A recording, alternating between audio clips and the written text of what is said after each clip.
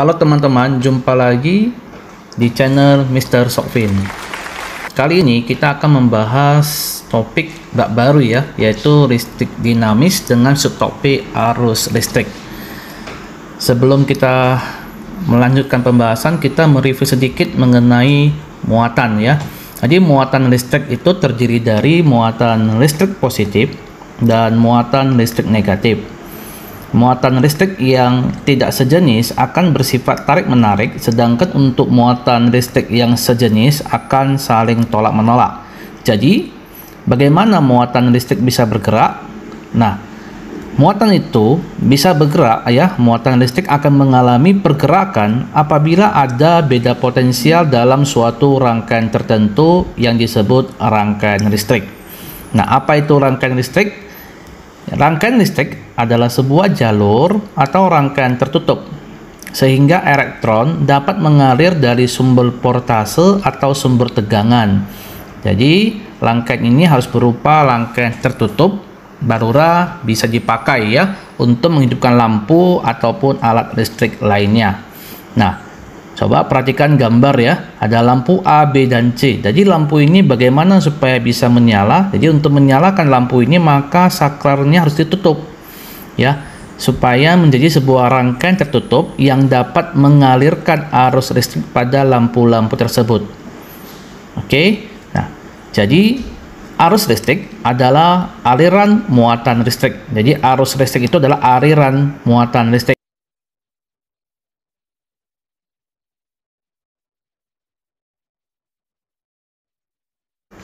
Untuk lebih jelasnya kita lihat gambar berikut. Di sini ada rangkaian terbuka di mana lampunya nggak hidup. Ini rangkaian tertutup. Nah, lampunya hidup. Jadi dari sini kita bisa simpulkan bahwa ada syarat untuk mengalirkan arus listrik ya supaya lampunya bisa hidup. Yang pertama ada sumber listrik. Ya, adanya sumber tegangan sebagai sumber energi. Yang kedua adalah pada rangkaian tertutup. Jadi dengan tertutup dia baru bisa mengalirkan arus listriknya. Selanjutnya kita akan masuk ke topik kuat arus listrik. Apa sih itu ya? Jadi pada saat kita memperbesar sumber tegangan listrik, berarti kita telah memberikan energi listrik yang lebih besar pada rangkaian. Dengan demikian elektron pun akan bergerak semakin cepat yang mengakibatkan jumlah elektron yang melewati lampu dalam satuan waktu semakin banyak dan nyala lampu akan semakin terang. Jadi, kuat arus listrik dapat didefinisikan sebagai banyaknya muatan listrik yang mengalir setiap detik. Ya, banyaknya muatan listrik yang mengalir setiap detik. Jadi boleh gunakan Q per T gitu ya. Nah, kita untuk itu satuan daripada kuat arus listrik adalah ampere.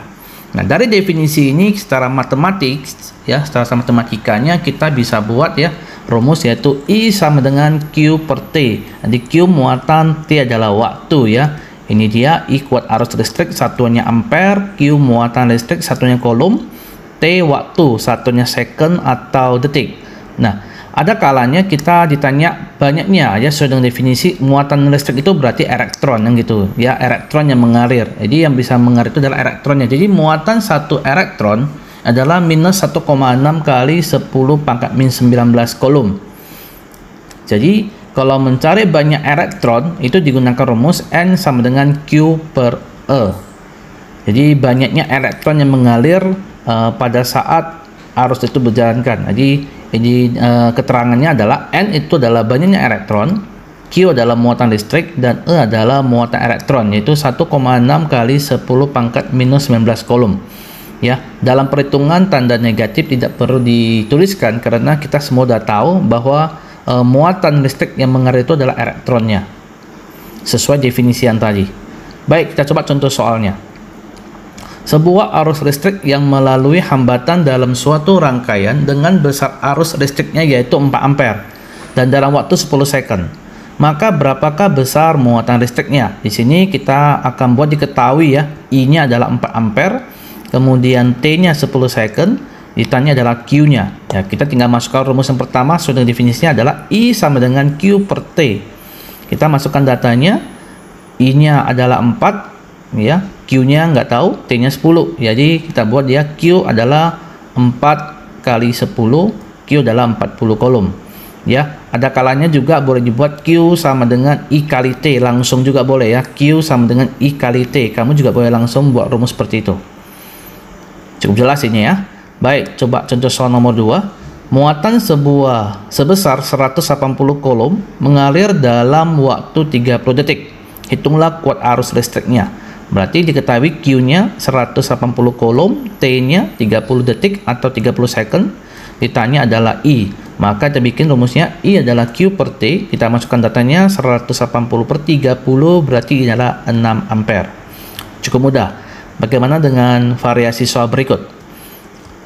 Suatu kawat penghantar dialiri arus listrik 40 mA selama 2 second. Tentukanlah yang pertama banyaknya muatan yang mengalir. Yang kedua banyaknya elektron yang mengalir. Jadi kita buat dulu diketahui nih, I adalah 40 mA karena satuan yang enggak standar ya, kita ubah ke ampere nih. Jadi menjadi 0,04 ampere ya bagi 1000. Oke, kemudian T-nya adalah 2 second, ditanya adalah Q dan yang kedua adalah N. Jadi kita jawab ya. I sama dengan Q per T. Kalau misalnya kamu mau langsung gunakan Q I kali T juga boleh ya, sama aja. Kita masukkan datanya.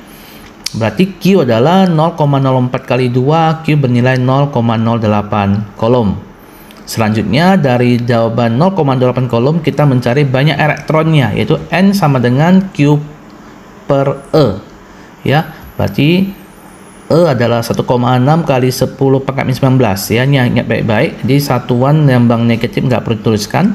Di 0,08 dibagi 1,6 kali 10 pangkat min 19 kita ubah ke bentuk baku ya. Jadi 8 kali 10 pangkat min 2 per 1,6 kali 10 pangkat min 19. Kita coretkan sama-sama bagi 1,6 ya.